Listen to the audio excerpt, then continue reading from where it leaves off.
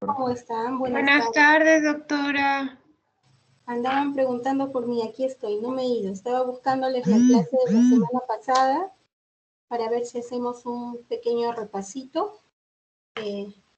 Todavía no he podido calificar sus exposiciones, me imagino que deben estar buenas. De todas maneras, hoy reforcemos un poquito esa parte.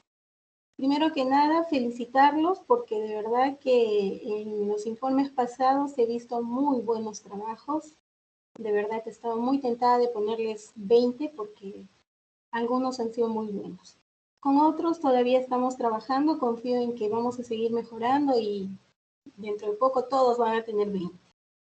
En cuanto a las exposiciones, no se olviden que les he pedido que en cada diapositiva tiene que estar el título de la lámina que están observando, no se olviden, así como también cada flechita, círculo, cada señal que ustedes coloquen debe estar debidamente rotulado. Es decir, debe estar la inscripción de lo que están señalando con ese símbolo, esa flecha que ustedes coloquen. Estamos, y además en cada diapositiva me deben escribir su nombre. Ya, no se olviden, por favor, es bien importante esto para que al momento que califiquemos no haya problemas. Ustedes saben que la SUNEDU está revisando, está haciendo visitas inopinadas y nos han indicado que pueden empezar a revisar también las clases. Entonces, por favor, no se olviden de colocar todo esto que les estoy pidiendo en sus trabajos que están presentando para que se pueda sustentar sus notas, ¿no? Que ustedes están haciendo un buen trabajo y por eso, pues, las notas que tienen, ¿ya? Sin más que decir a este respecto, vamos a empezar hoy con la práctica. Les dije, voy a hacer un repasito cortito de lo que hemos visto la semana anterior, que correspondía a la clase de neoplasias 2. Ya, ¿están viendo mi pantalla? ¿Sí? Sí, doctora. Sí, doctora, sí se observa. Muy bien, entonces, gracias. Les decía que hacemos un repaso bien cortito. Ustedes ya saben la mayoría de los detalles. Esta era una lámina. En la clase pasada hemos visto, ya, hemos terminado de ver neoplasias, la parte de las neoplasias benignas. Las tres primeras corresponden a neoplasias benignas. Entiéndase por neoplasia una neoformación, un nuevo crecimiento celular con diferentes patrones que va a tener un comportamiento benigno, es decir, no agresivo para el tejido que lo está anidando, o un comportamiento invasivo, infiltrante, agresivo en el tejido donde se desarrolla. La primera lámina correspondía a una patología benigna, corresponde a un fibroadenoma de mama. Hasta ahora todas las láminas que hemos visto, acuérdense, están coloreadas con hematoxilina y eosina, ¿ya? Aquí les decía que ustedes, como ya recordarán, la mama tiene dos componentes. Un componente epitelial que va a estar formando los acinos mamarios, es decir, va a estar constituido de epitelio glandular, y el epitelio de recubrimiento que va a estar constituyendo los conductos, el sistema de conductos que terminan en el pezón. Entonces, aquí tenemos una neoplasia que va a tener estos dos componentes. Va a tener un componente epitelial y un componente mesenquimal, estromal o fibroso. Eso era el fibroadenoma, que allí su nombre también, ¿ya? En el componente epitelial vamos a encontrar que hay un colapso de los conductos y acinos alveolares, observándose en algunos casos dentro de las células focos de hiperplasia compensatoria para la falta de producción de estos acinos y alveolos que han sido colapsados por la proliferación intensa del tejido estromal que rodea a estos conductos. Acuérdense que les refería que el estroma va a estar formado por tejido conectivo laxo, el que está inmediatamente adyacente al conducto o al adenómero, y tejido conjuntivo denso, que va a estar separando en lobulillos el tejido epitelial de la mama. Entonces, ¿qué sucede en el fibroadenoma? Hay una extensa proliferación del tejido conectivo, como se ve en la imagen, formando septos gruesos de tejido conectivo denso que van a colapsar a los adenómeros o acinos mamarios y también a los conductos. Estos adenómeros y estos conductos van a llegar a obliterarse tanto que en algunos casos van a describir un patrón lineal o incluso en alguna literatura dice como letras chinas. Ya es una de sus características. Acuérdense, ustedes tenían que describir todo esto para poder diferenciarlo del tumor filodes. El tumor filodes es netamente estromal, ¿ya? La siguiente lámina correspondía a otra neoplasia benigna. En este caso estamos hablando de una neoplasia que se va a originar en las células del músculo liso. Es una neoplasia benigna, ¿ya? Es un leiomioma. Acuérdense, el leiomioma es un tumor que afecta fundamentalmente o que se origina en el músculo liso, tiene una localización muy variada y por tanto su clínica también tiende a ser variada. Va a depender mucho de la localización de esta neoplasia. Ya, en muchos casos, si bien es cierto, uno de los leiomiomas que más se ha estudiado, como es el caso del que tenemos aquí, es el leiomioma uterino, pero acuérdense, puede haber leiomioma en cualquier lugar donde haya músculo liso, en la vejiga, en los intestinos, en la próstata, hasta en los riñones, en la piel, en cualquier parte se puede desarrollar un leiomioma. Entonces, la clínica va a estar muy relacionada al lugar donde se produzca este leiomioma. ¿Ya? En cuanto al leiomioma uterino, que es el que tenemos en la lámina, les decía que hay tres localizaciones bien identificadas, son los submucosos, que son los que, como su nombre indica, van a estar inmediatamente adyacentes al endometrio. Luego tenemos los intramurales, que se van a desarrollar en el espesor de la pared uterina. Y finalmente los subserosos, que van a tener incluso una formación de aspecto polipoide, que en muchos casos se puede desprender e ir a infiltrarse a otras áreas de la cavidad peritoneal. En este caso se van a llamar los leiomiomas parásitos. ¿Ok? Entonces, ¿cómo estaba constituido este leiomioma? Ya les dije, va a estar formado por agregados de músculo liso, de células musculares lisas dispuestas en fascículos que en áreas van a tender a formar remolinos. Es así, cuando ustedes van a ver en la macroscopía, si llegan a ser ginecólogos, cirujanos, patólogos, van a ver, cortan un tumor y tienen ese patrón como que está formando remolinos, el tejido que lo constituye. Y eso es lo que se ve acá. Fascículos de células musculares lisas que en áreas van a tender a formar patrones arremolinados. Las características de estas células musculares lisas son blandas, así se denomina, para indicar que no tienen atipia maligna. Esto hace el diagnóstico de una patología benigna. Otra de sus características es que tiene borde bien definido. No tienen cápsula, pero tiene borde bien definido que uno puede fácilmente delimitar el contorno tumoral. ¿Ya? Las mitosis van a ser ausentes o muy infrecuentes. Es otra característica que habla de la benignidad de este tumor. Luego veíamos otra neoplasia benigna. Estábamos viendo un hemangioma de tipo capilar. Si se acuerdan ustedes, el hemangioma es un tumor benigno de los vasos, que se origina en las células endoteliales de los vasos sanguíneos.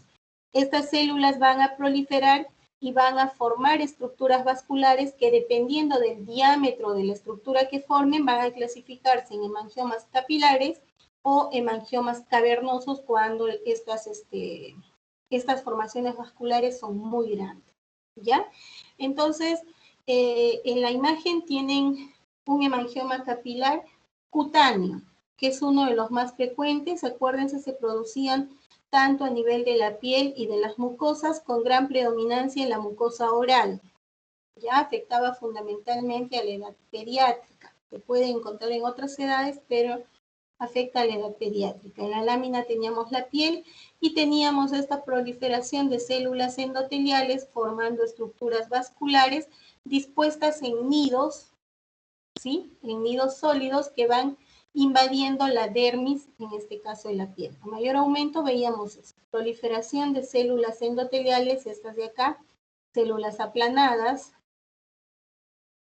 que van a formar, valga la redundancia, van a dar origen a formaciones vasculares, que ya les dije, dependiendo del tamaño, como en este caso que son pequeñitas de un diámetro de milímetros, entonces se denomina un hemangioma capilar. Si fueran que nosotros viéramos dilataciones vasculares como las que estoy mostrando acá de gran calibre, entonces estaríamos hablando de un hemangioma cavernoso. Luego hemos visto dos neoplasias malignas que afectaban fundamentalmente la piel.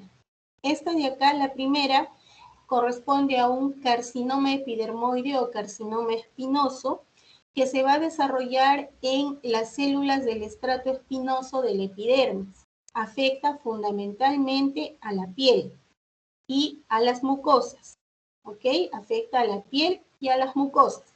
Es muy común en la piel, en el cuello uterino, en la laringe, en el esófago, podemos ver esta neoplasia. Como toda neoplasia maligna, va a tener clasificaciones. Hablamos de un carcinoma in situ, cuando les decía todavía no había roto la membrana basal de la unión dermoepidérmica, y hablamos de un carcinoma in situ. Y si nosotros ya vemos que las células neoplásicas han roto esta barrera y están invadiendo, están infiltrando la dermis adyacente, entonces hablamos de un carcinoma infiltrante, como el caso de acá. Estamos viendo que a nivel de la dermis nosotros encontramos nidos de células neoplásicas, como observamos en las imágenes 2 y 3, ¿verdad? Los grados de diferenciación, hay varias clasificaciones. Una de las que más se ha estudiado es la clasificación de Broders. Ya, para los que no han contestado bien en su cuestionario, les recomiendo que lo revisen para que vean las características. Se les pedía las características histopatológicas. Muchos de ustedes me han descrito la clasificación del TNM, donde habla, ¿no?, del tumor estadio 0, 1, 2, 3 y 4, pero habla solo del tamaño. Nosotros les estábamos pidiendo las características histopatológicas. ¿Ya? ¿Qué quiere decir? Cuanto más se parezca la célula neoplásica a la célula que le ha dado origen, en este caso a un queratinocito del estrato espinoso, estamos hablando de una neoplasia bien diferenciada. ¿Ya? Otra característica del grado bien diferenciado es la formación, es la queratinización que tienen estas células. Incluso en los grados bien diferenciados llegamos a observar perlas córneas, que no se ve acá en la imagen.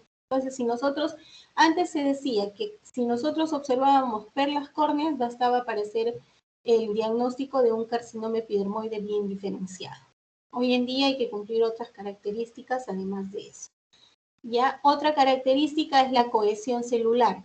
Cuanto más adheridas las células, así como estamos viendo acá, todas bien juntitas, estamos hablando de un mayor grado de diferenciación.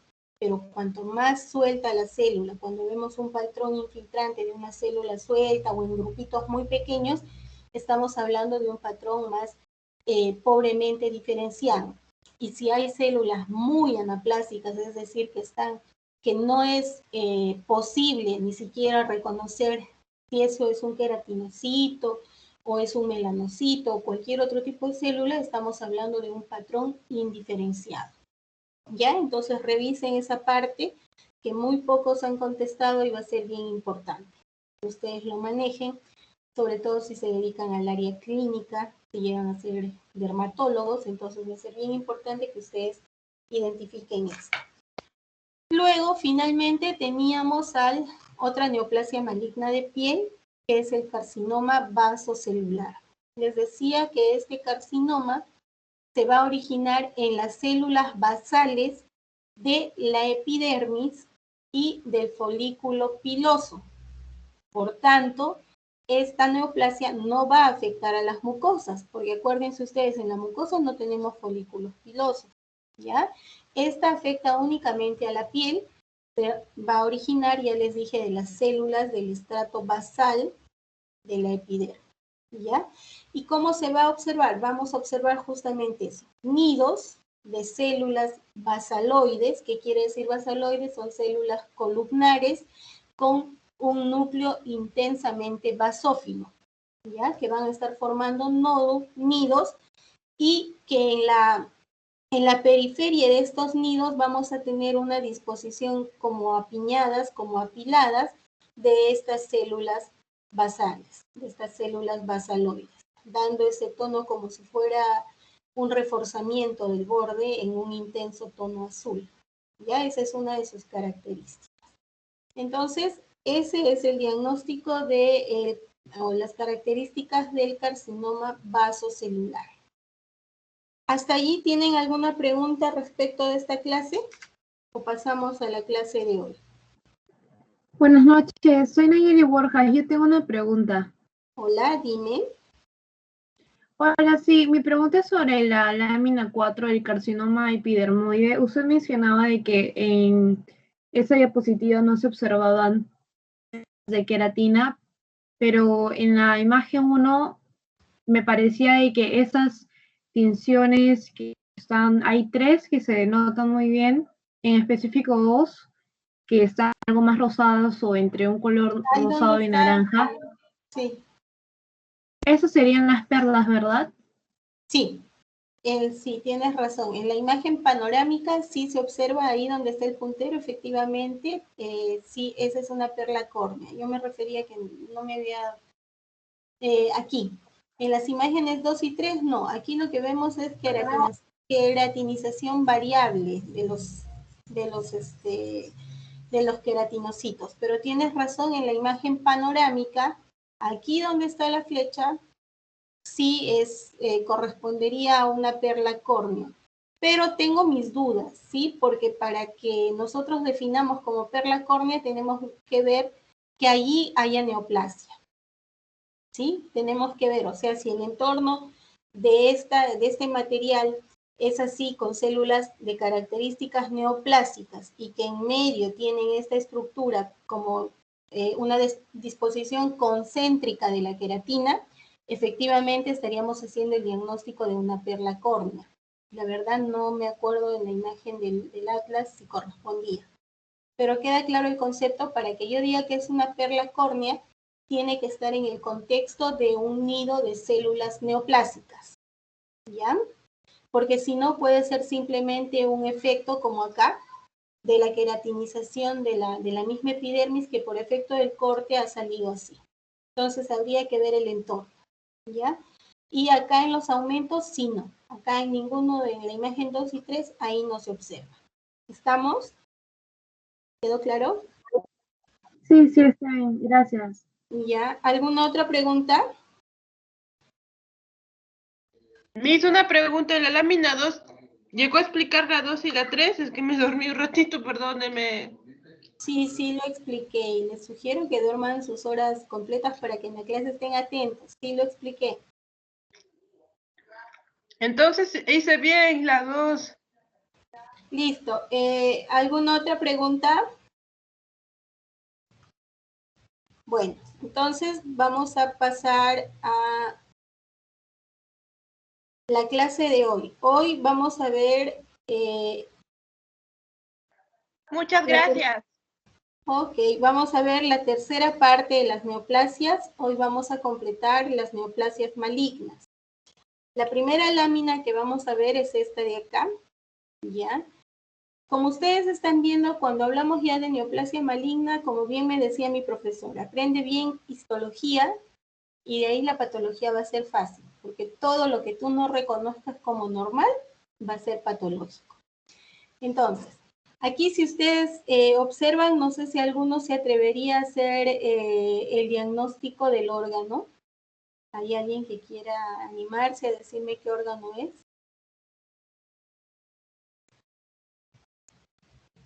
Un poco difícil, ¿verdad? La arquitectura está tan desordenada que ya es un poco difícil identificar áreas de tejido sano. Yo los ayudo. Esto es una lámina de estómago, ¿ya? Una lámina de estómago, y no cometan el error que muchos dicen de mucosa gástrica. No solo hay mucosa, como ustedes estarán viendo. Si ustedes recuerdan histología, todo el tubo digestivo tiene 4 capas bien identificadas. La mucosa, la mucosa que va a estar constituida por el epitelio de recubrimiento, ¿ya? Todos, desde el esófago hasta el recto, tienen las mismas 4 capas. Tenemos entonces la mucosa formada por el epitelio de recubrimiento, el epitelio superficial, las glándulas y la muscularis mucosae. Eso es la mucosa.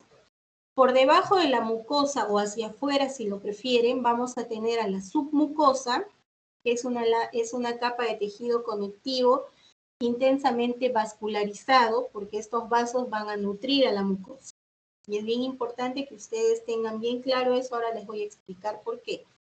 Luego tenemos a la capa muscular, ¿sí? La capa muscular, que dependiendo del área del tubo digestivo donde nos encontremos, vamos a tener 2 capas, la circular interna y la longitudinal externa.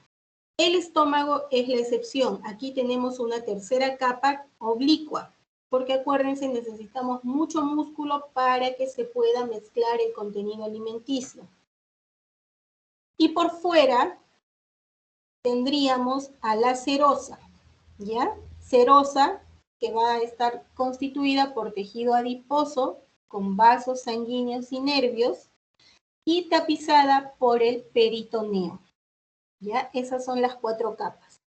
Entonces, es bien importante que nosotros identifiquemos, porque ya hemos mencionado y ustedes también lo han descrito, cuando hablamos de neoplasias, estamos hablando de neoplasias de origen epitelial y neoplasias de origen mesenquimal. Entonces, si hablamos de neoplasia epitelial, nos estaremos refiriendo a la mucosa.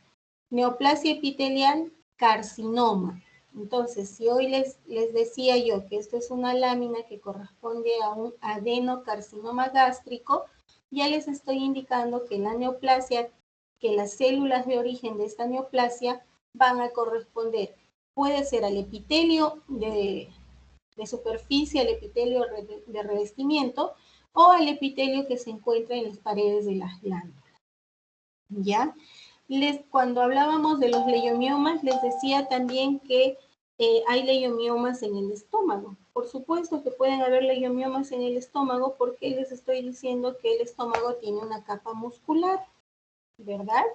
Pueden haber otro tipo de neoplasias mesenquimales, por supuesto. Tenemos a los quistes, ¿ya? Que son los tumores estromales. Dentro de ellos hay de origen nervioso, de origen muscular, de origen fibroso, de diferentes tipos. Otro tumor, otra neoplasia que se puede originar en el estómago, que se puede producir, que se puede formar en el estómago, son los linfomas, porque parte de la mucosa, dentro de la mucosa nosotros podemos encontrar algún infiltrado de tipo linfocitario que puede producirse un linfoma. ¿Ya? Entonces, yo les decía que esta es una lámina de estómago. Aquí podemos identificar la mucosa, que está bastante alterada, pero me atrevería a decir que es mucosa antral. Luego tenemos la submucosa, la capa muscular, y por aquí afuera estaría la serosa. ¿Ya? Nosotros ya desde una vista panorámica podemos ver que la arquitectura de esta mucosa gástrica está bastante alterada, ¿verdad? Es un poco difícil identificar con claridad las glándulas que normalmente deberían estar por aquí. Estamos viendo que se ve como un patrón más tupido, como que han proliferado estas glándulas. No veo que estén invadiendo la submucosa, pero ya vemos que el patrón arquitectural en esta vista panorámica está alterado. El resto de las capas, la submucosa, la veo indemne, igual que el tejido muscular lo veo bastante indemne, lo veo sano. Entonces, nos vamos a acercar a la mucosa para que podamos identificar qué es lo que está pasando con esta mucosa. Si ustedes se acuerdan, las glándulas gástricas están tapizadas por un epitelio cúbico alto que va a tener dos tipos de células, las células principales y las parietales, ¿verdad? Eso sería lo normal.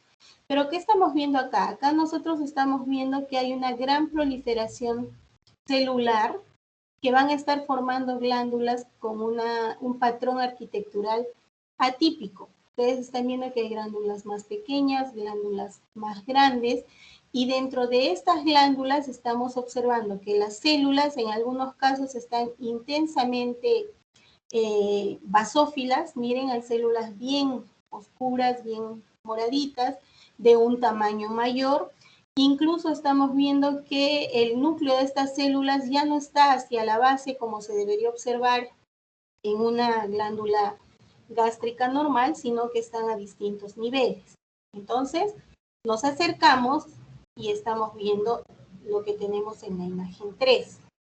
A ver, ustedes se acuerdan en las primeras clases lo que han descrito. ¿Cuáles son las características de malignidad? Que vamos a ver ahora acá. Vamos a ver que hay, en primer lugar, una proliferación de células. Miren, las células están como que unas encima de otras, como que se han sobrepuesto, porque hay proliferación celular. Cuando nosotros decimos que hay proliferación celular, estas células van a tender a formar distintos tipos de estructuras.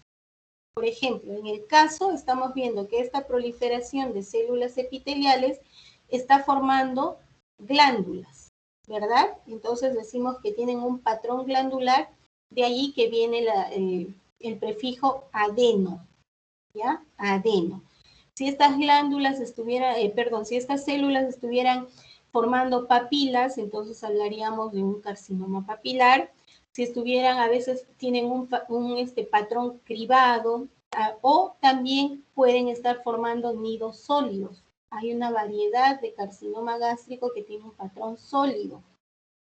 O también, como se ve acá, vamos a ver que hay áreas de proliferación celular con atipia maligna, pero de un patrón suelto. Miren, hay células que están solitas, como que no forman nada. Por acá hay glándulas, pero si ustedes miran acá hay áreas sólidas y por ahí hay incluso células que están infiltrando en forma aislada, solitas, escasas, pero hay.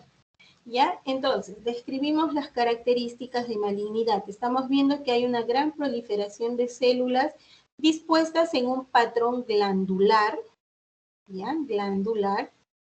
¿Qué más? Estamos viendo lo que les decía, las células del epitelio glandular normalmente deberían estar, si ustedes se acuerdan, pegaditas a su base, todas ordenaditas, bien como formaditas.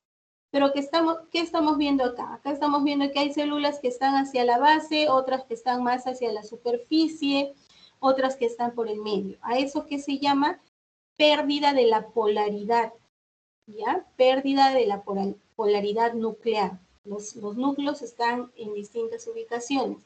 ¿Qué más podemos ver aquí en este aumento de gran tamaño? Estamos viendo que la relación que debería haber entre el núcleo y el resto de la célula ya no es más o menos el equivalente a un cuarto. El núcleo debe ser más o menos la cuarta parte de la célula. Pero acá estamos viendo que el núcleo ha crecido tanto que ahora es casi la mitad de la célula, incluso en algunos casos hay mucho más, ¿ya? Entonces hay una inversión de la relación núcleo-citoplasma. El núcleo ha crecido, la célula se mantiene de su tamaño normal, pero el núcleo ha crecido tanto que ya no tiene más o menos la cuarta parte, sino es mucho más grande, como se ve en la imagen, ¿ya? Miren acá, por ejemplo, este núcleo es muy grande, este otro de acá también. Entonces hay una inversión de la relación núcleo-citoplasma. Estamos viendo células de diferentes tamaños y formas, es decir, hay pleomorfismo. ¿Qué más estamos viendo? Estamos viendo, ya vamos hacia el núcleo. ¿Cómo son los núcleos? ¿Redonditos como deberían ser? No, ¿verdad? Los núcleos, miren, tienen angulaciones, ¿ya? Como acá, es un núcleo que tiene angulaciones, tiene hendiduras, eso se llama irregularidad de la membrana nuclear. Miren acá como que está formando una puntita el núcleo, ya no es redondito, ¿ya? ¿Qué otra cosa nos llama la atención? Estamos viendo que la cromatina ya no es homogénea, azulita como debería ser, sino se está viendo una cromatina que ya tiende a formar grumos, está desarreglada. ¿Ya? ¿Qué otra cosa nos llama la atención? Por aquí, bueno, en la imagen no se ve, pero deberíamos ver mitosis. ¿Ya? Porque si estamos diciendo que hay una proliferación, hay un incremento en la cantidad de las células, entonces es frecuente que veamos mitosis. Todo esto nos describe que esta es una neoplasia maligna, ¿ya? Acuérdense, desde el patrón arquitectural en la vista panorámica estamos viendo que ya no es una mucosa normal, estamos viendo que hay un desarreglo de la mucosa con una gran proliferación de células dispuestas en un patrón glandular, es decir, que están formando glándulas. Cuando nos acercamos, estamos viendo todo lo que les acabo de describir. Pérdida de la polaridad, inversión de la relación núcleo-citoplasma, irregularidades de la membrana nuclear, cromatina con un patrón irregular. En la imagen no llego a ver mitosis, pero deberíamos ver, probablemente si nos movemos por la imagen, deberíamos ver mitosis. Entonces, todas estas características hacen el diagnóstico de un adenocarcinoma gástrico. Ahora, el adenocarcinoma gástrico, como ya les dije, es una neoplasia maligna que se origina en el epitelio de la mucosa gástrica. ¿Sí? Cuando ustedes revisen la literatura van a ver que hay una gran clasificación de estos tumores. Hay varios tipos de clasificación. Si ustedes han revisado el comentario que les he hecho y les recomiendo nuevamente, el ideal es que ustedes se acostumbren a manejar la clasificación que hace la OMS, tanto de las neoplasias benignas como de las neoplasias malignas.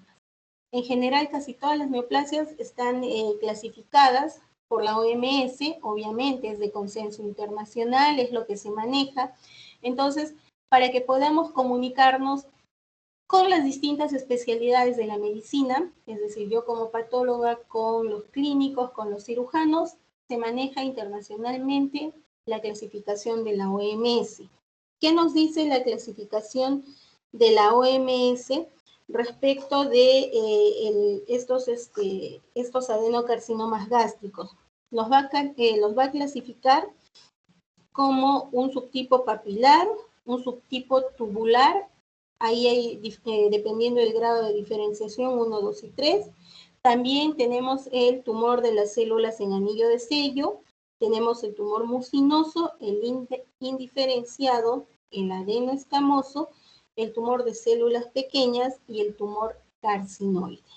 ¿Ya? Eso es lo que nos dice la OMS para los carcinomas gástricos. Carcinoma, ya les reitero, es porque se origina en el epitelio, ¿sí? Pero además, en el carcinoma gástrico es muy común usar otra clasificación que es la de Lauren, ¿ya? La de Lauren, al menos acá. En el Japón tienen su propia clasificación que varía en algunas cosas, porque como ustedes sabrán, el carcinoma gástrico se ha estudiado mucho en el Japón, ¿ya? Por su alta prevalencia. Pero acá en América y en Europa se usa mucho la clasificación de Lauren. ¿Por qué? Porque es una clasificación bastante sencilla. En esta clasificación tenemos dos tipos de carcinoma. Tenemos el de tipo intestinal y el de tipo difuso. Intestinal, como su nombre indica, estas células epiteliales que están proliferando y formando glándulas van a asemejar mucho a la mucosa del intestino. Y es lo que vemos, ¿verdad? Si ustedes miran estas células, y ahora vamos a ver luego cuando veamos el carcinoma de colon, van a ver que se parecen mucho, que semejan mucho. Entonces, esa es la clasificación intestinal de Lauren, ¿ya? Esta va a estar asociada a entidades previas en la mucosa, como por ejemplo las gastritis crónicas, sobre todo las atróficas, a metaplasia intestinal, sobre todo la de tipo incompleto, que es la que se asemeja a la mucosa colónica, y obviamente los distintos grados de displasia. ¿Ya? Entonces, les repito, en esta clasificación de Lauren tenemos el tipo intestinal y el tipo difuso. El intestinal facilito, de que ustedes se acuerden. Estas células se están formando glándulas que semejan mucho a las glándulas del intestino. Así de fácil. Y el difuso, como su nombre lo indica, describe un carcinoma de tipo infiltrativo. Generalmente está asociado a grados de diferenciación pobre, mal diferenciado o indiferenciado, que quiere decir que las células han perdido casi todas las características que nos hacen recordar a una célula gástrica, ¿ya? Y van a tener un patrón infiltrante en nidos muy pequeñitos o, como les decía hace un momento, aislado. Infiltran de manera difusa la mucosa y la pared gástrica. De allí su nombre. Está facilito de que se acuerden. Es la clasificación de Lauren. Se usa bastante acá en el medio. ¿Ya? Entonces, esas son las características de el adenocarcinoma gástrico. A veces, en el adenocarcinoma gástrico podemos encontrar, probablemente por ahí les puedan preguntar, células en anillo de sello, ¿ya? Cuando hay más del 50% de las células malignas que tienen esta morfología, entonces estamos hablando de un adenocarcinoma de células en anillo de sello. Se llaman en anillo de sello porque la imagen de la celulita parece que fuese un anillo. Si uno lo mira, parece que fuese un anillo. ¿Por qué? Porque dentro del citoplasma de esta célula ha habido una gran acumulación de mucina que ha rechazado el núcleo hacia la periferia.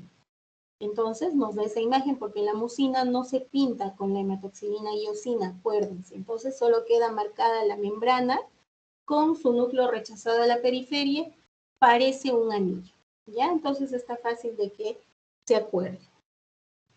Macroscópicamente, la clasificación que más se usa tanto por los endoscopistas como por los cirujanos y por los patólogos cuando hacemos la macroscopía de las piezas quirúrgicas es la clasificación de Borman. Probablemente ustedes lo han escuchado, en la cual hay cuatro subtipos, ¿no? Borman 1, 2 y 3, dependiendo de las características macroscópicas. En el Borman 1, que es de los más infrecuentes, la lesión va a tener una forma de un pólipo bien delimitado, un pólipo, ¿ya?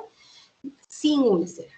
En el Borman 2 vamos a tener un tumor bien delimitado por un rodete de tejido neoplásico. El Borman 2 puede estar ulcerado. En el Borman 3 lo que vamos a encontrar es un tumor que va a tener por áreas características de Borman 2 y por áreas ya va a tener un borde impreciso, un borde difuso. Y también puede estar ulcerado en la superficie.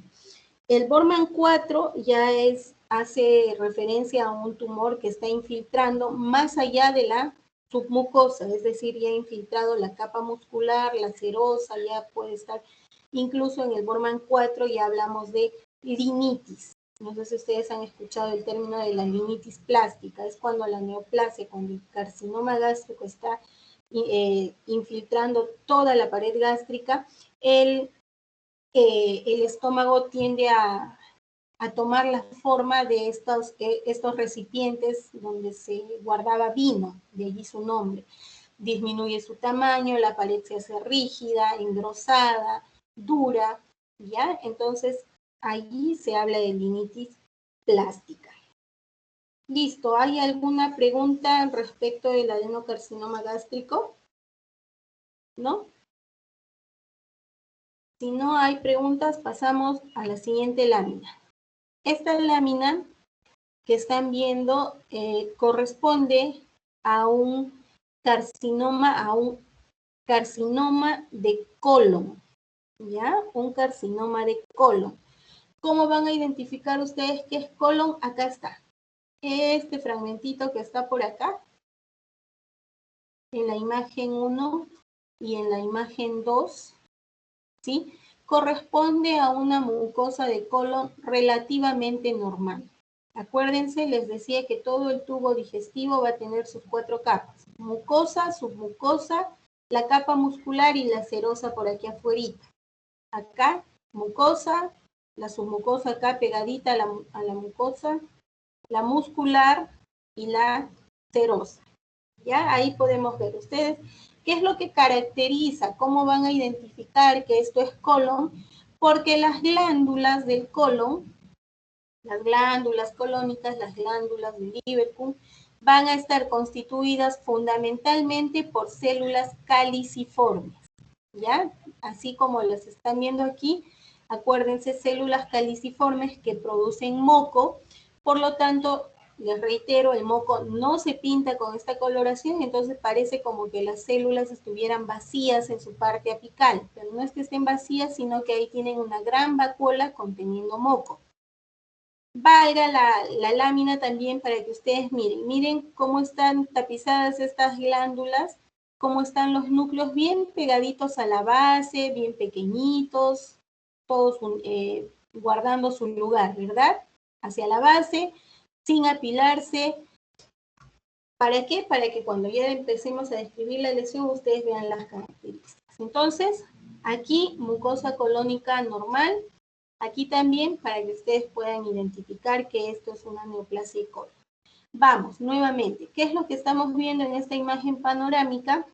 Estamos viendo que hay una proliferación de células epiteliales, ¿sí? De células epiteliales que van a estar formando nuevamente glándulas, ¿ya? Aquí me parece que es una lesión polipoide, ¿sí? Por lo que ustedes ven acá es un tumor de tipo polipoide. Miren, el pólipo y aquí su core, su área central o core donde están sus vasos sanguíneos, y es una lesión polipoide en la que ha proliferado las células epiteliales formando glándulas o dispuestas en un patrón glandular. Ya desde aquí ya nosotros podemos decir que acá hay una neoplasia. Miren cómo debería ser la mucosa, y acá estamos viendo una lesión polipoide donde estamos viendo que hay proliferación de células epiteliales dispuestas en un patrón glandular. Cuando nosotros aumentamos la visión, el aumento, entonces miren cómo estamos viendo. Estamos viendo que esas células epiteliales han proliferado, que están formando glándulas, miren, glándulas que están bien pegaditas unas con otras. A eso se llama back to back. Miren, no hay casi estroma entre estas glándulas. Han proliferado tanto que están muy juntitas, igual acá. Ya ese también es un criterio de malignidad, porque miren, si ustedes ven la imagen normal, la glándula no está pegadita a la otra. Miren, entre glándula y glándula hay un estroma conectivo, con vasos sanguíneos, con algo de tejido inflamatorio, ¿sí? Pero ¿qué estamos viendo acá en la neoplasia, en el área neoplásica? Estamos viendo que esas glándulas han proliferado tanto que están muy juntas, ¿ya? ¿Qué más? Que tienen bordes irregulares. Las glándulas del intestino, miren, son así no redondas, ovaladas, en algunos casos redondas o si no ovaladas, pero de bordes bien definidos. Miren, en cambio acá, las glándulas están proliferando tanto y se están juntando que tienen bordes irregulares. Si nos seguimos acercando, ¿qué vamos a ver? Ya empezamos a evaluar las células. ¿Se acuerdan que yo les decía que ustedes miraran acá en la glándula normal? Los núcleos están pegaditos a la base, todos ordenaditos, unos juntos a otro. Pero ¿qué pasa acá? Esta ya es una glándula con neoplasia, ¿sí? Miren, estamos viendo que primero los núcleos ya no están hacia la base, están a diferentes altitudes, que hemos dicho que se llama eso, han perdido la polaridad, ¿sí? Están en cualquier ubicación de la célula. Están como que encimados unos con otros. ¿Por qué? Porque hay una gran proliferación celular, ¿sí? Nuevamente, vemos que los núcleos son mucho más grandes que de lo que debería ser en la glándula normal. Se ha invertido la relación núcleo-citoplasma. Nuevamente estamos viendo núcleos con bordes irregulares, con bordes que hacen angulaciones, que hacen hendidura. Estamos viendo una cromatina irregular. Y lo que no veíamos en el estómago lo vemos acá. Figuras mitóticas. Miren, acá hay una, acá hay otra, acá hay otra, acá hay otra, acá hay otra mitosis. Si ustedes ven, miren, en un campo de gran aumento estamos viendo 1, 2, 3, 4, 5, 6 mitosis. ¿Ya? Entonces, estamos viendo todas las características que nos hablan de que esto es una neoplasia maligna. Al ser de origen epitelial, entonces estamos hablando de un carcinoma. Si estas células epiteliales que han proliferado están dispuestas en un patrón glandular, estamos hablando de un adenocarcinoma. Si les he dicho que es colon, entonces estamos hablando de un adenocarcinoma de colon. Ya, este es un tumor maligno que se va a originar en las células las células epiteliales de la mucosa colónica. Van a afectar fundamentalmente a la parte final del intestino. La mayor cantidad de neoplasias malignas de tipo adenocarcinoma las vamos a encontrar en el recto y el sigmoides, más o menos un 50-60% de las neoplasias.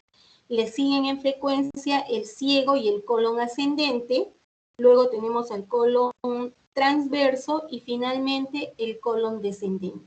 Esto es importante para que ustedes vayan viendo cuál es la probabilidad de tener cáncer en las distintas áreas del colon. Ahora, cuando los tumores son del colon proximal, es decir, del colon ascendente, lo que vamos a observar en la mayoría de los casos son lesiones de tipo polipoide, como estamos viendo en la imagen, lesiones de tipo polipoide. Por tanto, esto va a estar menos asociado a obstrucción intestinal. Eso también es importante, ¿ya? Son pólipos exofíticos que pueden ser únicos y en algunos casos, sobre todo cuando están asociados a otro tipo de patologías de carácter hereditario, entonces van a ser pólipos múltiples. ¿Ya? Ahora, si el carcinoma está ubicado en el colon distal, va a tener otro tipo de presentación. Ahí va a afectar de manera difusa toda la pared colónica formando una especie de anillo. ¿Ya? Entonces, estas neoplasias van a estar asociadas a una clínica de obstrucción intestinal. Van a disminuir el lumen del colon. En ambos casos, cuando las lesiones son de una evolución muy larga de años, entonces podemos incluso ver que se ha comprometido toda la pared del colon y se puede observar incluso ya desde la parte externa. Podemos observar masas cerosas o subcerosas, blanquecinas, ya de una consistencia firme. A la microscopía estamos viendo que estamos encontrando células de epitelio colónico, ¿sí? Que pueden estar infiltrando solo la mucosa, como en este caso, o pueden ya incluso infiltrar otros componentes de la pared colónica, ya les dije, pueden extenderse incluso hasta la serosa. ¿Qué otra característica? Eso me olvidaba de decirles en el estómago. ¿Se acuerdan que yo les decía que es bien importante que ustedes identifiquen dónde están los vasos sanguíneos? ¿Por qué? Porque tanto el adenocarcinoma gástrico como el adenocarcinoma de colon van a tender a dar metástasis, es decir, van a implantarse las neoplásicas en otros órganos distantes del tumor primario por vía linfática, ¿ya? Por vía linfática van a dar fundamentalmente metástasis a los ganglios regionales y por vía hematógena, ¿ya? Por vía hematógena. Entonces, por ejemplo, si ustedes tienen un tumor, como en este caso, que está bien pegadito a los vasos sanguíneos, es bien importante evaluar si no han invadido la pared y la luz de este vaso sanguíneo. A eso se llama permeación vascular, ya sea linfática o hemática. Es bien importante que el patólogo informe eso. Y bueno, y a los que no llegan a ser patólogos como clínicos también que pidan, ¿no? Si hay invasión linfática o hematógena. ¿Por qué? Porque eso les está indicando un tipo de conducta diferente con su paciente. Si ustedes envían una muestra y yo les digo que es una lesión polipoide con adenocarcinoma bien diferenciado, moderadamente o pobremente diferenciado, pero que tiene los bordes libres, listo, ahí queda. ¿no? Pero si yo les digo que tiene bordes comprometidos o que tiene permeación vascular, ya sea linfoide o hemática, entonces les estoy diciendo que hay gran probabilidad de que este pacientito tenga metástasis de esta neoplasia en algunos otros órganos. ¿Cuáles son los órganos que más se afectan? En ambos casos, el hígado, los pulmones, ¿ya? En el caso del estómago, el vaso, obviamente los ganglios regionales, y también se puede afectar los ovarios. Incluso hay una entidad patológica bien descrita cuando hay afectación del ovario por carcinoma gástrico, que son los tumores de Krukenberg, ¿ya? Entonces, hasta allí lo del adenocarcinoma de colon. ¿Hay alguna pregunta? Sí, doctora, ¿No? no, disculpe. Por aquí también. Una consulta, lo que refiere como figuras mitóticas está en la imagen 3, ¿verdad? Sí.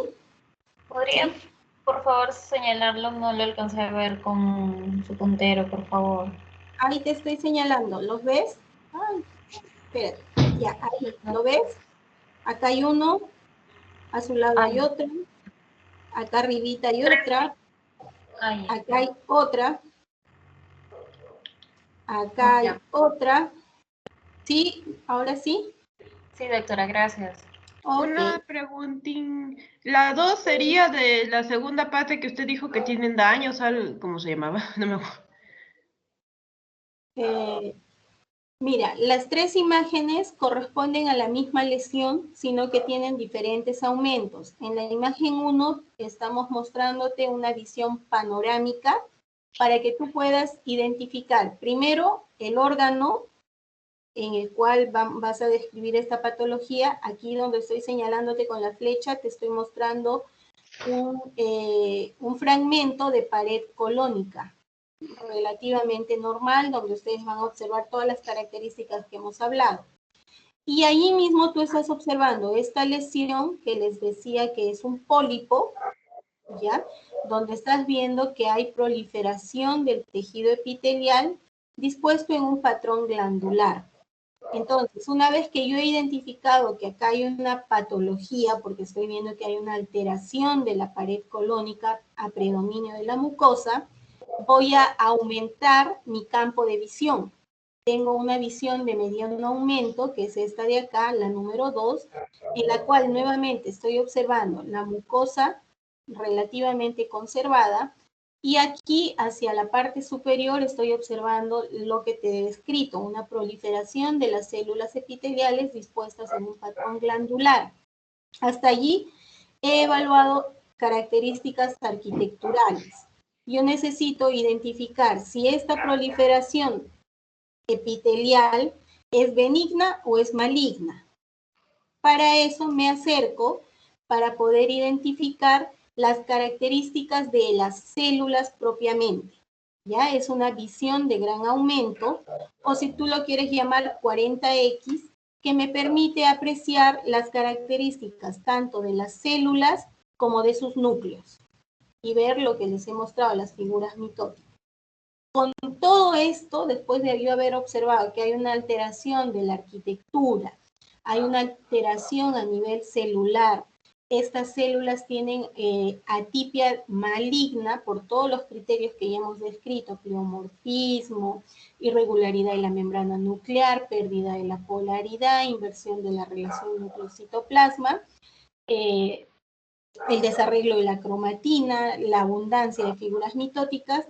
Estoy haciendo el diagnóstico de una neoplasia maligna, en este caso un adenocarcinoma de colon. Ahora sí, ¿está claro? Sí, gracias. Ok. ¿Hay otra pregunta? ¿No? Esa es la diapo 2, ¿verdad? Sí. Ay, gracias, mi. Listo. Pasamos a la tercera diapositiva. A ver, ustedes con sus ojitos nobles ya deben haber identificado qué órgano es o qué tejido. Este de acá. Nuevamente, siguiendo el orden que acabo de describirles, en la imagen 1 ustedes tienen una imagen panorámica que nos va a permitir, vamos y les repito, nos va a permitir identificar el órgano o tejido que vamos a describir. En este caso estamos viendo que corresponde a un corte de ganglio linfático, ¿ya? Esto es un ganglio linfático. Aquí vemos la cápsula, vemos la corteza y vemos la zona medular del ganglio. En la corteza ustedes están viendo estas estructuras redondeadas, como que tienen el borde bien delimitado de un tono azul. Cada una de estas estructuras redondeadas son los folículos linfoides, ¿ya? Ustedes están viendo, en toda la corteza hay una gran cantidad de folículos linfoides. Esto les va a ayudar a hacer el diagnóstico de ganglio linfático. Entonces, si estamos hablando de un ganglio linfático, ¿qué hay en los ganglios linfáticos? Células linfoides, ¿verdad? Linfocitos. Entonces vamos a pasar a describir una neoplasia que afecta a este tipo de células. En esta imagen ya estamos viendo, en la número 2 estamos viendo que hay, lo que les decía, estas células pequeñitas, puntiformes, azules, son los linfocitos, ¿ya? Refuerzan lo que les decía. Estamos viendo un linfoma, ¿ya? Un linfoma. Los linfomas, acuérdense, son neoplasias malignas, ¿ya? Que afectan a los linfocitos. Dentro de esta clasificación, según la OMS, tenemos, ¿no? Las neoplasias de células pequeñas, de células y de células grandes, ¿ya? Dentro de las dos subpoblaciones de linfocitos que tenemos, los linfocitos B y los linfocitos T. Los linfocitos B están más asociados a los linfomas de células grandes, ¿ok? Acá, con hematoxilina y eosina, yo no puedo identificar, yo no le puedo decir a ustedes, este es un linfocito B y este es un linfocito T, de ninguna manera. Antiguamente había criterios, acuérdense, hace muchos años era lo único que se tenía, ¿no? La morfología para determinar cuál era B, cuál era T. Pero actualmente, y sobre todo ya para ustedes que son médicos del próximo siglo, ¿no? Entonces ya se ha avanzado mucho más. Ahora la forma de determinar la estirpe celular es por estudios de genética, por estudios moleculares. ¿Se acuerdan cuando hemos descrito el capítulo de inmunidad? Les hablaba de los receptores de membrana. Entonces hoy en día esos receptores de membrana se marcan con técnicas de inmunohistoquímica que me permiten hacer la diferenciación entre un linfocito B y un linfocito T, ¿ya? Con inmunohistoquímica. También puedo ir hacia la parte de la genética y puedo marcar estos diferentes tipos de linfocitos.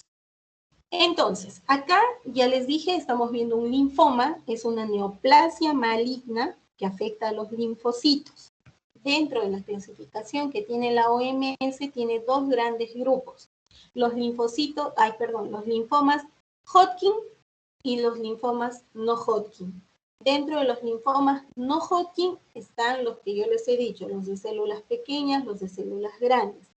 Y los linfomas de Hodgkin, que a su vez tienen dos subtipos, que son el Hodgkin clásico y el linfoma de Hodgkin de tipo nodular, ¿ya?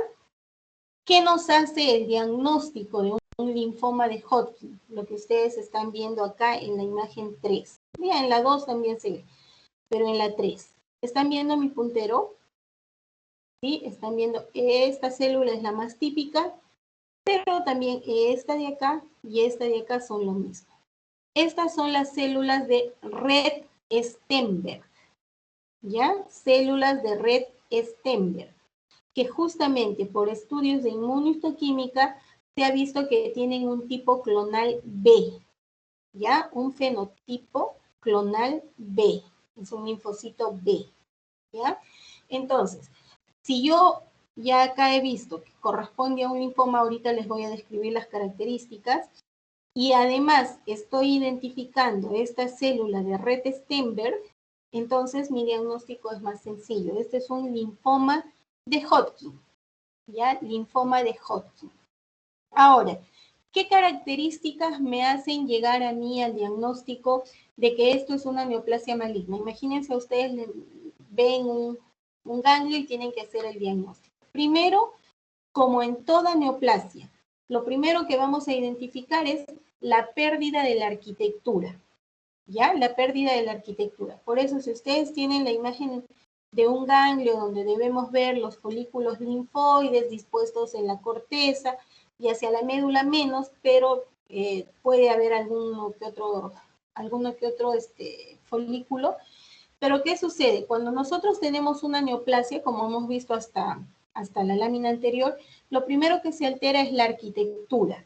Vamos a tener áreas como estas, ¿sí? Donde ya no podemos observar la arquitectura típica del folículo. Miren acá, ya no hay esos folículos linfoides, sino como que los linfocitos han proliferado con un patrón más difuso, un patrón desordenado. Incluso, si nosotros nos acercáramos a la periferia, podríamos ver en algunos casos que estos linfocitos están invadiendo la cápsula. Si yo tengo eso, pérdida, ya en una imagen panorámica, pérdida de la arquitectura, invasión de la cápsula, me está haciendo notar que aquí hay una neoplasia, ¿ya? Cuando hablamos de neoplasia ya les hemos dicho proliferación celular, ¿sí? Que puede llegar a ser benigna o maligna. Entonces aquí ya estamos hablando. Cuando yo me acerco, veo que se repite, ¿verdad? Yo acá en esta imagen que es de mediano aumento no puedo llegar a identificar la estructura que debería haber acá de folículos linfoides, sino lo que estoy viendo es una proliferación de linfocitos con un patrón difuso. Acá yo no puedo identificar folículos, ¿verdad? Aquí yo no puedo identificar ningún folículo. Estoy viendo que los linfocitos han proliferado en un patrón difuso, desordenado. Luego, me acerco para ver las características de estos linfocitos, ¿sí? Y tendría que ver lo que acabamos de describir. Tendríamos que ver si estos linfocitos, o sea, si estuviéramos en un linfoma no Hodgkin, tendría que ver que estos linfocitos tienen características de atipia. Lo que hemos descrito hasta ahorita. Pleomorfismo, inversión de la relación núcleo-citoplasma, hipercromasia nuclear, desarreglo de la cromatina, presencia de nucleolo, ¿ya? ¿Qué es lo que estamos viendo en estas células de Rett-Steinberg?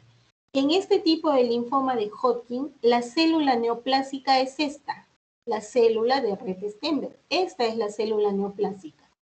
Todas estas células de acá es el componente inflamatorio que acompaña a esta neoplasia.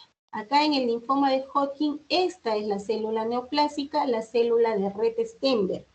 Entonces, yo les decía que en el linfoma de Hodgkin, según la clasificación de la OMS, hay dos tipos. El Hodgkin clásico y el Hodgkin de patrón escleroso nodular. El Hodgkin clásico se va a diagnosticar, se va a definir por la presencia de células de Rett-Steinberg clásicas. ¿Cómo son estas células de Rett-Steinberg clásicas? Como la que están viendo acá. Es una célula binucleada, ¿ya? Es una célula binucleada con nucleolos prominentes. Acá, esto que están viendo acá son los nucleolos prominentes. Entonces, célula binucleada con nucleolos prominentes cuyo citoplasma se ha retraído hacia la periferia, dando este halo. Algunos libros, sobre todo los más antiguos, dicen que esta célula semeja a los ojos de un búho, ¿ya? Semeja a los ojos de un búho. Y de verdad, ¿no? Así grandotes, con sus nucleolos bien prominentes y el citoplasma retraído hacia la periferia. Esta es la célula tumoral. Si nosotros tenemos esta imagen típica, entonces estamos hablando de un linfoma de Hodgkin clásico, ¿ya? Estas células van a estar acompañadas por un fondo, así se llama, un fondo de tipo inflamatorio, que va a estar constituido por, a ver, ¿qué vemos acá? Estas células rojitas, ¿qué son? Estas células rojitas con núcleo bilobulado. ¿Se acuerdan? Son eosinófilos, ¿ya? Son eosinófilos. Vemos, obviamente, vemos linfocitos, por ahí debe haber algún histiocito. También vemos células polimorfonucleares, ¿ya? Entonces, todas estas células son las que acompañan como fondo inflamatorio a las células de red stem. ¿Ya? Estas células son las células tumorales, les repito, y nos hacen el diagnóstico de un linfoma de Hodgkin. Si nosotros tuviéramos que todas estas células están dispuestas en un patrón nodular separadas por haces de tejido fibroso, entonces tendríamos la otra variante del linfoma de Hodgkin, que es el de tipo nodular esclerótico. ¿Ya? Ahora, si ustedes revisan la clasificación de la OMS, este linfoma de Hodgkin clásico, a su vez tiene 5 subtipos, ¿ya? Que solamente para que lo conozcan, ya no nos vamos a complicar con las características histológicas de cada uno, o si a alguien le llama a leer estos subtipos, está bien también, pero con que ustedes sepan que existen estos 5 subtipos de acuerdo a la OMS, ya hemos avanzado. El primero de ellos es el que tiene patrón de esclerosis nodular. Luego tenemos el de celularidad mixta. Luego tenemos el linfoma de Hodgkin clásico con depresión linfocitaria. Y luego tenemos otro que es el linfoma de Hodgkin clásico rico en linfocitos. ¿Ya? Entonces, estos subtipos están considerados dentro de la clasificación que hace la OMS de esta neoplasia. ¿Hay alguna pregunta, alguna duda que tengan? ¿No? Entonces, avanzamos hacia la otra lámina. Esta otra lámina es un tumor de partes blandas. ¿Ya? Es un tumor de partes blandas.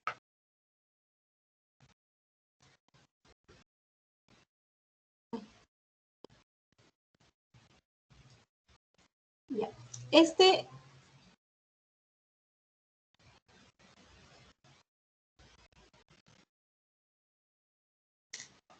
A ver, este es un tumor de partes blandas y desde esta visión ya podemos decir que es una neoplasia maligna.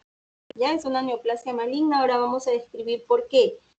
Este tumor es un rhabdosarcoma de tipo alveolar. Rhabdosarcoma de tipo alveolar.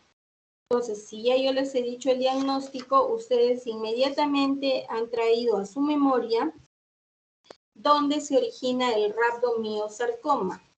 Cuando hablamos de un rhabdomiosarcoma, estamos hablando de una neoplasia que se origina en las células mesenquimatosas primitivas que van a diferenciarse hacia músculo esquelético. ¿Está claro? Se origina en las células mesenquimatosas primitivas que se van a diferenciar hacia músculo esquelético. Desde ahí ya nosotros hemos abierto un gran abanico de posibilidades en cuanto a su ubicación. Todas estas neoplasias mesenquimales van a tener una clínica inespecífica. Quiere decir que no hay un síntoma propio que nos haga pensar así, este es un rhabdomiosarcoma, esto es un leiomiosarcoma, esto es un condrosarcoma. ¿Ya? Va a ser muy inespecífico, va a depender mucho del lugar donde se vayan a desarrollar, igual que los leiomiomas, va a depender mucho su clínica de acuerdo a dónde se desarrollen. Ahora, en orden de frecuencia vamos a decir que los rhabdomiosarcomas son tumores malignos, ¿ya? Gracias a Dios son infrecuentes porque generalmente son muy agresivos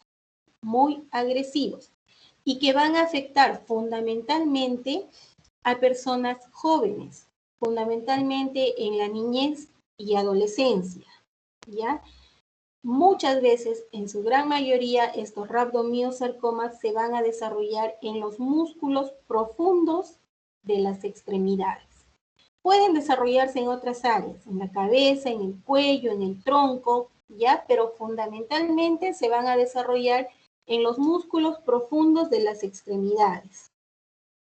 Ya les dije, es un tumor que tiene un crecimiento relativamente rápido, progresan muy rápido, y lo que es más grave en estos tumores es que las metástasis son muy tempranas. Generalmente en otros tumores el tumor se tiene que desarrollar para que todavía dé metástasis.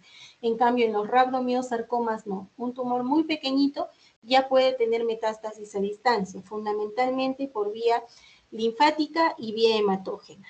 ¿Estamos?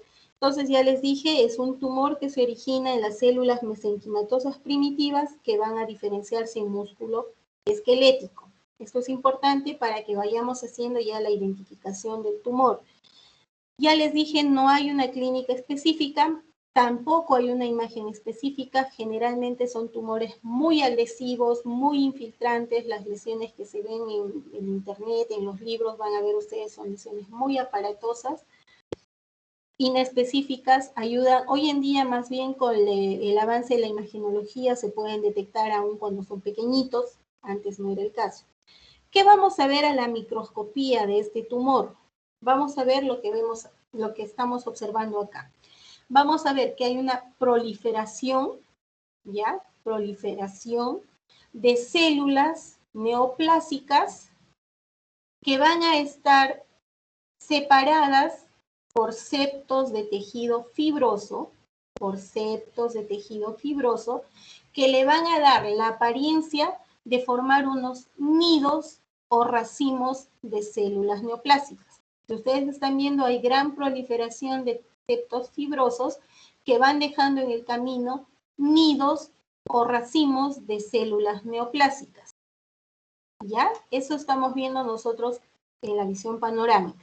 Hay una proliferación de células neoplásicas con abundantes septos de tejido fibroso que van a dar la imagen de formar nidos o racimos de células neoplásicas. Cuando nos acercamos, cuando ampliamos la imagen, entonces vamos a ver lo que acabamos de describir. Proliferación de células neoplásicas separadas por estos septos fibrosos que van dando la imagen de unos nidos, de unos racimos de células neoplásicas. Ahora, ¿cuál es la característica de esto? Hasta allí hemos descrito un sarcoma. Ahora, cuando ustedes revisen la clasificación que hace la OMS de los rhabdomiosarcomas, van a ver que hay varios subtipos. Tenemos el embrionario, el pleomórfico, el botrioide, el alveolar. Ya hay varios tipos de rhabdomiosarcomas. Entonces, una vez que ya hemos hecho el diagnóstico de que esto es un sarcoma, hay que tratar de identificar lo más que se pueda las características, tanto arquitecturales como celulares, que nos ayuden a hacer el diagnóstico. Entonces, ya hemos descrito dos características. Proliferación celular con septos fibrosos que van dejando unos nidos. Cuando me acerco, yo voy a ver que estos nidos celulares van a estar constituidos por células centrales con poca cohesión, ¿ya? Células centrales con poca cohesión o poca adherencia. ¿Qué quiere decir? Que estas células se van a desprender dejando espacios libres, mientras que las células de la periferia van a estar adheridas a estos septos fibrosos. Como se ve en la imagen, miren, las periféricas están adheridas a los septos y las células centrales van a estar desprendidas, dejando imágenes libres, imágenes vacías. ¿A qué nos recuerda esta imagen que estamos viendo acá? No sé si a ustedes no les hace recordar a un alvéolo pulmonar. Sí, ¿verdad? Esta imagen parece que fuera un alvéolo pulmonar. Entonces, eso nos ayuda en el diagnóstico de que este es un rhabdomiosarcoma de tipo alveolar. ¿Ya? Es de los más frecuentes, más o menos el 60% de los rhabdomiosarcomas corresponden a este tipo de tumor, a un rhabdomiosarcoma alveolar. Lo lamentable de esto, que dentro de todos los rhabdomiosarcomas, este subtipo es el más agresivo. Es el más agresivo, es el que más temprano da metástasis, es el que rápidamente progresa, es el que afecta, como todos los demás, a los niños y adolescentes y se desarrolla, ya les dije, en los músculos profundos de las extremidades. A la microscopía, ¿qué es lo que hemos visto? Hemos visto que hay una proliferación de células de tipo de los rhabdomiofibroblastos, de los miocitos, perdón, de los rhabdomiocitos. ¿Cómo vamos a identificar?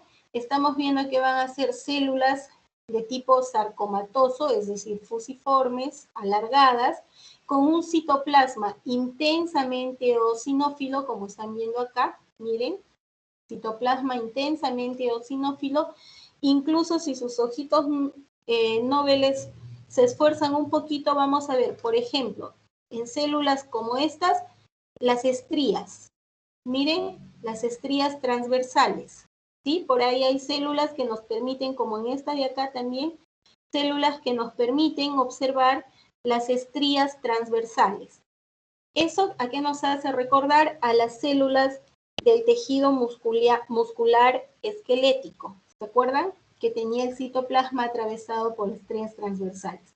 No siempre es fácil observar. Se dice que estas células con estriaciones transversales solo pueden identificarse en un 25% de los tumores, dentro de lo infrecuentes que estos son.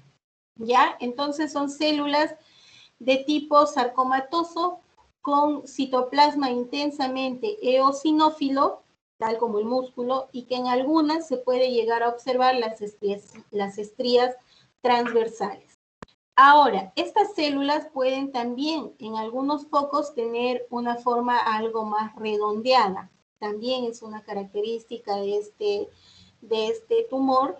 Podemos observar células con patrón sarcomatoso, perdón, con forma sarcomatosa, podemos observar células con forma redondeada y podemos observar lo que se llaman también en algunos casos las células en raqueta.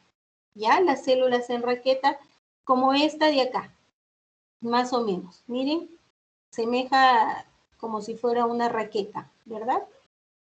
Células en raqueta. ¿Ya? Entonces vamos a ver, las células sarcomatosas se llaman porque son fusiformes, son alargadas, pueden haber células redondeadas y podemos tener estas de acá que son las células en raqueta, ¿ya? Con citoplasma intensamente eosinófilo que en algunos casos nos permite observar las estrías transversales y estos nidos van a estar separados por los septos fibrosos que nos dan esta imagen de unos alvéolos. Otro criterio importante, ahora, nosotros aquí en la imagen de mayor acercamiento, podemos ver las características malignas, nuevamente, núcleos intensamente hipercromáticos. Miren, estos núcleos casi parecen negros de tan intensos que son. No tienen un tamaño uniforme. Miren, están viendo núcleos pequeños, núcleos alargados, núcleos muy grandes como estos en raqueta que les estoy mostrando. Núcleos, incluso le llaman núcleos bizarros, como este que está acá en la flechita. Núcleos bizarros, miren, totalmente irregulares, ya ni siquiera parece un núcleo, ¿verdad? Y también en los sarcomas son bien importantes las mitosis, ¿ya? Hay una gran cantidad de mitosis en los sarcomas. ¿Hay alguna pregunta hasta acá? ¿No? Ahora, en estos sarcomas, como les decía, ustedes ya son médicos de otro siglo, ya se ha avanzado mucho en cuanto al estudio tanto genético, el estudio molecular. Hoy en día hay marcadores, ya yo tengo el patrón histológico, ya no siempre es fácil identificar este patrón que me hace pensar en un rhabdomiosarcoma alveolar, porque tiene sus variantes sólidas. Entonces, puedo hacerle estudios de inmunohistoquímica. Hoy en día se usa la miogenina como un marcador que nos ayuda en el diagnóstico de este rhabdomiosarcoma y también al mio D1, son de los marcadores que más se usan. Puede ayudarnos la mioglobina también, pero no es muy específica. Es más específico la miogenina y la mio D1. Y también se puede hacer estudios genéticos donde se ha observado que hay una translocación cromosómica entre los cromosomas 2 y 13 o 1 y 13. Estos van a estar asociados con el gen FKHR y estos van a producir algunas proteínas quiméricas que alteran el crecimiento, la movilidad, la diferenciación de estos rhabdomiocitos. ¿Ya? Entonces, ese es el estudio que hoy ya se hace en los rhabdomiosarcomas y que nos ayuda con la conducta terapéutica. Si marcan todas estas cosas que les he dicho en este estudio genético y con estudio inmunohistoquímico, lamentablemente el pronóstico es muy malo de este tumor. ¿Ya? ¿Hay alguna pregunta? ¿No? Listo. Avanzamos hacia la última lámina. Esta última lámina corresponde a un osteosarcoma. Ahorita les indico dónde hay tejido que nos va a hacer ayudarnos a hacer el diagnóstico. Si ustedes ven acá, en la primera imagen, que es una imagen en panorámico, ya les dije que generalmente nos ayuda a identificar el tejido u órgano donde se está produciendo esta neoplasia. ¿Qué vemos acá? Hueso, ¿verdad? Si ustedes se acuerdan de histología, estamos viendo las trabéculas óseas. ¿Ya? Las trabéculas óseas con los espacios lacunares que pueden ser médula ósea roja o amarilla, dependiendo del hueso en el que esté. ¿Ya? Aquí hay hueso normal. Y aquí estamos viendo que hay una gran proliferación celular que me indica que esto es una neoplasia. Entonces, hay una proliferación celular dentro del hueso. Entonces, estamos hablando de un osteo. Si es benigno, será un osteoma, y si es maligno, será un osteosarcoma. ¿Ok? Entonces, me acerco a esta parte del tumor para que vea de qué se trata. Y lo que voy a ver es una gran proliferación de células osteoblásticas con marcada atipia y que tienden a formar material osteoide. Miren, acá está el material osteoide que cuando se calcifique va a formar el hueso. ¿Ya? Este es material osteoide que al calcificar se va a formar hueso. Entonces, yo veo que acá hay una gran proliferación de células atípicas. Me acerco para ver y efectivamente son células atípicas, igual que en el sarcoma que hemos descrito antes. Vamos a tener células con núcleos muy grandes, con marcada atipia. Pueden haber núcleos muy bizarros, como este que les estoy mostrando acá, núcleos bizarros, miren. Pueden haber incluso células multinucleadas, también se puede observar, ¿ya? Y vamos a ver que estas células van a estar produciendo lo que les dije, material osteoide. Entonces, el diagnóstico que se hace es de un osteosarcoma. Los osteosarcomas se van a caracterizar precisamente por eso, porque hay formación de tejido óseo inmaduro, les decía como el que está acá, tejido óseo inmaduro, y porque además hay presencia de células tumorales también inmaduras, como todas las que estamos viendo acá. Los osteosarcomas van a tener mayor frecuencia en los huesos de mayor crecimiento, como el fémur, la tibia, el húmero, y lógicamente en los sitios donde crece más el hueso, como son las metáfisis. Difícilmente van a comprometer al cartílago metafisiario, es decir, al cartílago de crecimiento, pero sí a las metáfisis de los huesos. Nuevamente, son tumores que van a afectar a personas en edades jóvenes, ya fundamentalmente adolescentes, entre los 14 y 20 años, que es cuando se produce el crecimiento más rápido, el mayor crecimiento de una persona. Es un tumor maligno, las células neoplásicas van a generar, lo que les dije indirectamente, sustancia osteoide, que cuando se calcifica podría formar hueso. Son tumores muy agresivos. Dentro de los tumores óseos primarios es el que encabeza la lista. Se origina en la parte medular de las metáfisis de los huesos largos de mayor crecimiento. Ya les dije, fémur, tibia, húmero. En algunos casos estos tumores pueden ser multifocales. Son tumores muy agresivos también de un crecimiento relativamente rápido. ¿Ya? A la microscopía, ¿qué es lo que estaríamos viendo? Ya les dije que hay una proliferación de células muy atípicas que van a generar cantidades variables de material osteoide, como el que estamos viendo acá, ¿ya? Que puede o no tener áreas de calcificación. En algunos tumores se llega a ver este material ya calcificado. Ya les dije, vamos a tener células con núcleos muy grandes, pueden haber células multinucleadas, núcleos bizarros, y lo que estamos viendo acá, abundantes mitosis. Hay una, acá hay otra, por acá hay otra, ¿ya? Abundantes mitosis. Eso es una característica de todos los sarcomas. Ahora, el osteosarcoma también, cuando ustedes revisen la clasificación de la OMS, tiene varios subtipos. Entre ellos tenemos el telangiectásico, tenemos el osteosarcoma de células pequeñas, tenemos el osteosarcoma de tipo condroblástico, el de tipo fibroblástico y el osteosarcoma periostal. Listo, chicos. Hasta allí lo que les puedo orientar para que ustedes hagan sus diapositivas. ¿Hay alguna pregunta? Hola. Doctora, buenas noches. Con respecto a la lámina 5, ¿a qué se refería con los abundantes mitosis? No lo pude ubicar en la lámina, por favor. Ya. A ver, las mitosis son frecuentes, como les dije, en cualquiera de los sarcomas. Lo que sucede acá en el rhabdomyosarcoma es que a ustedes se les va a dificultar identificar las mitosis porque los núcleos van a ser muy hipercromáticos. Les decía que son núcleos casi negritos. Entonces, por ejemplo, yo veo una mitosis acá, no sé si tú la estás viendo. ¿Ves mi puntero? Acá hay una mitosis, acá tenemos otra, ¿sí? Esas dos, esta de acá y esta de acá. ¿Lograste identificarlas? ¿Hola? Sí, mejor, gracias. ¿Sí?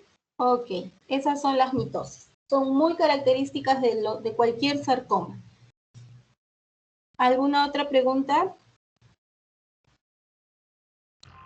Están preguntando si hay asistencia por aquí. Doctora, Primero terminemos con, ahora les voy a pasar un ratito, terminemos con lo de las láminas, si ya no hay preguntas para que yo salga de acá. doctora, la lámina 2 podría ponerlo, por favor. ¿La lámina 2 o mejor dime qué patología? ¿La del colon? Sí, la adenocarcinoma. Ya, porque en la 2 yo tengo el adenocarcinoma gástrico, pero en la 2, esta del colon. Sí, esa de ahí. Ya, dime, ¿cuál es tu duda? En la imagen 1 es donde se observa el pólipo, ¿verdad? Sí, todo esto. El pólipo, todo esto es la formación polipoide, por acá estaría el pedículo y esto sería el core o centro vascular del pólipo. La parte de abajo. No, el pedículo es lo de acá de abajo, lo que te estoy señalando. Y esto de acá, donde están los vasitos, sería el core. El core es el centro vascular del pólipo. Ya. Gracias, doctora. Ok. ¿Hay más dudas? No. Disculpe, doctora. Dime. En el adenocarcinoma gástrico, la imagen 3, ¿qué señalaba? Disculpe. No pude entenderlo muy bien. Ya. En la Auxilio, me están llamando para mi seminario.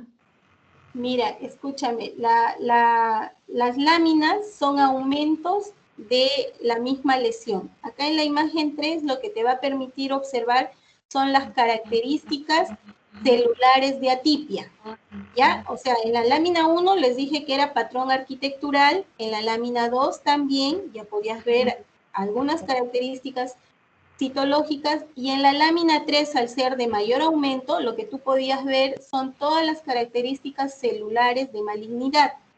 Si te acuerdas, les señalaba, por ejemplo, que acá, mira, cómo están a distintos niveles los núcleos, es decir, hay pérdida de la polaridad. Estás viendo que ya no están en la base, ¿verdad? ¿Qué más nos permite ver acá? El gran tamaño de los núcleos, es decir, la inversión de la relación núcleo-citoplasma. Les mostraba acá también, mira, por ejemplo, este núcleo está angulado.